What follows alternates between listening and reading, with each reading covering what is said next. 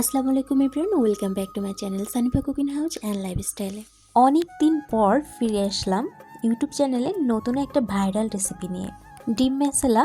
এই রেসিপিটা কম বেশি সবাই ট্রাই করেছে। আমি একটু পিছনে পড়ে গিয়েছি, যদিও বা আগে ট্রাই করে খেয়েছি, বাট ইউটিউব চ্যানেলে শেয়ার করা হয়নি, তাই আপনাদের সঙ্গে আজকে শেয়ার করলাম। এটা যে এতটা মজা, এতটা টেস্টি, না খেলে বুঝতে পারতাম না রেসিপিটা এতটা মজাদার, এতটা আশা করিনি। ফার্স্ট অফ অল আমি বলবো, যারা ডিম খেতে পছন্দ করেন না তারা এই প্রসেসে খেয়ে দেখবেন অনেক বেশি ভালো লেগেছে। আর আমার মতো যারা ডিম লাভার, ডিম খেতে পছন্দ করেন, তাদের জন্য তো এই রেসিপিটা জাস্ট ওয়াও হবে। বাই দ্য ওয়ে, চলে আসলাম মূল রেসিপিতে। রেসিপিটি করতে আমার যেসব উপকরণ লাগছে, ফার্স্ট আমি নিয়েছি টমেটোটাকে খুব সুন্দর করে ধুয়ে এরপর কুচি করে নিয়ে আসবো। দেখতে পাচ্ছেন, এটাকে কিন্তু আমি কুচি করে নিয়ে এসেছি। এরপর লাগবে আমার শসা। আমি এখানে 2টা শসা নেব এবং শসাটাকেও খুব সুন্দর করে ধুয়ে এরপরে কুচি করে নিয়ে আসবো। ব্যাস, শসাটাও কুচি করে নিয়ে এসেছি। ডিমের পরিমাণ অনুযায়ী আমি এখানে উপকরণগুলো নিয়ে নিয়েছি। এখানে আমি আরও নিয়ে নেব কাঁচামরিচ। ঝালটা আপনাদের ইচ্ছা মতো আপনারা অ্যাড করে নেবেন। কাঁচামরিচটাও আমি কুচি করে নিয়ে এসেছি। শসা দুটোকে আমি খুব সুন্দর করে ধুয়ে সিলে এরপরে গ্রেটার দিয়ে গ্রেট করে নিয়েছি। আমার মনে হয় গ্রেটার দিয়ে গ্রেট করলে খুব সুন্দর এক কুচি হয়। এরপর দেখতে পাচ্ছেন প্রাণ চাটনি নিয়েছি, তেঁতুলের রাজা, ধনিয়া পাতা, শসা কুচি, কাসুন্দি, কাঁচামরিচ কুচি এবং 2টা ভাজা মরিচ শুকনো মরিচ ভেজে নিয়েছি। এরপর এগুলোকে আমি মিক্স করে নিয়েছি। ফার্স্ট শুকনো মরিচটাকে খুব সুন্দর করে মিক্স করে নিয়েছি। এরপরে কাঁচামরিচ দিয়ে এটাকে মিক্স করে নিয়েছি। ফার্স্ট আমি দিয়েছি সাধারণ যে লবণটা, এখানে আপনারা বিট লবণ ইউজ করবেন। আমি করেছি 1 চা চামচ, সেটা হোল্ড হয়ে গেছে।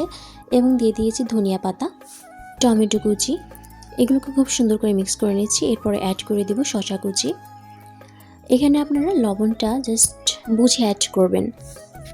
লবণ কম বেশি হলে কিন্তু খেতে একদম ভালো লাগে না, এই জন্য বুঝে অ্যাড করতে হবে যাতে পারফেক্ট হয়। এখানে আমি আরও অ্যাড করে দিয়েছি কাসুন্দি দিয়েছিলাম 1/4 কাপের মতো।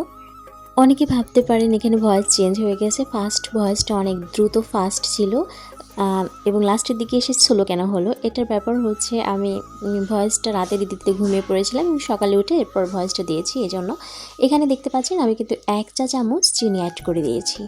যারা মিষ্টি পছন্দ করেন না তারা এটা স্কিপ করতে পারেন, টোটালি অপশনাল। তবে এই চিনি 1 চা চামচ দিলে হয় কি, টক ঝাল মিষ্টির একটা মিশ্রণ থাকে না, সেটা অনেক বেশি ভালো লাগে খেতে। আরেকটা কথা, এখানে কিন্তু আমি 1 চা চামচ টমেটো কেচাপ দিয়েছি। যেহেতু আমি টমেটো কুচি দিয়েছি, সেজন্য আমি টমেটো কেচাপটা বেশি ইউজ করিনি। এবং আমি এখানে অ্যাড করে দিয়েছি 1 চা চামচ ম্যাগি মশলা পার্সোনালি আমি পছন্দ করেছি, এই জন্য দিয়েছি। ব্যাস, ডিমের জন্য আমার এই মিশ্রণটি রেডি হয়ে গেছে। এখানে আমি ডিমটা আগে থেকে সিদ্ধ করে নিয়েছি। ডিমটাকে অবশ্যই একটু কম সিদ্ধ করতে হবে, বেশি শক্ত করে সিদ্ধ করা যাবে না, যেটাকে হাফ বয়েল বলে। না নরম না শক্ত, পারফেক্টভাবে থাকবে। এখানে দেখতে পাচ্ছেন আমি একটা ডিম মাঝখান দিয়ে কেটে নিয়েছি। ডিমটাকে একেবারে পুরোপুরি কেটে আলাদা করে দেওয়া যাবে না, একটু বাঁধিয়ে রাখতে হবে যাতে এই পুরটার ভিতরে দেওয়া যায়। এইভাবে আপনারা চামচ দিয়ে যতদূর সম্ভব একটু বেশি করে দিয়ে দিবেন ভিতরে, এবং এর উপরে তেঁতুলের চাটনিটা ইউজ করবেন। যখন দিয়ে দেওয়া হয়ে যাবে মিশ্রণটি ডিমের ভিতরে, এরপরে তেঁতুল চাটনিটা এর উপরে দিয়ে দিবেন।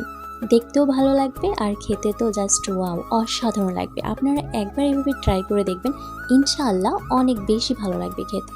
সো ফ্রেন্ডস, আমার আজকের রেসিপিটি আপনাদের কেমন লাগলো অবশ্যই আপনার মূল্যবান মতামতটি আমার কমেন্ট বক্সে জানাবেন। আর আমার রেসিপির কোনো অংশ যদি আপনার ভালো লেগে থাকে, অবশ্যই আমার এই ছোট্ট চ্যানেলটিকে সাবস্ক্রাইব করে আমার পাশেই থাকবেন। ধন্যবাদ। ছোট্ট একটা কথা, চেষ্টা করবেন হাতে কিচেন টিস্যু নিয়ে ডিমের পুরটা দেওয়ার, তাহলে আর হাতের সঙ্গে মেখে যাবে না। আজকের মতো এখানে বিদায় নিচ্ছি। সবাই সুস্থ থাকবেন, ভালো থাকবেন, সেই দোয়া করি। আপনারাও আমার জন্য দোয়া করবেন। আল্লাহ হাফেজ। Thanks for watching.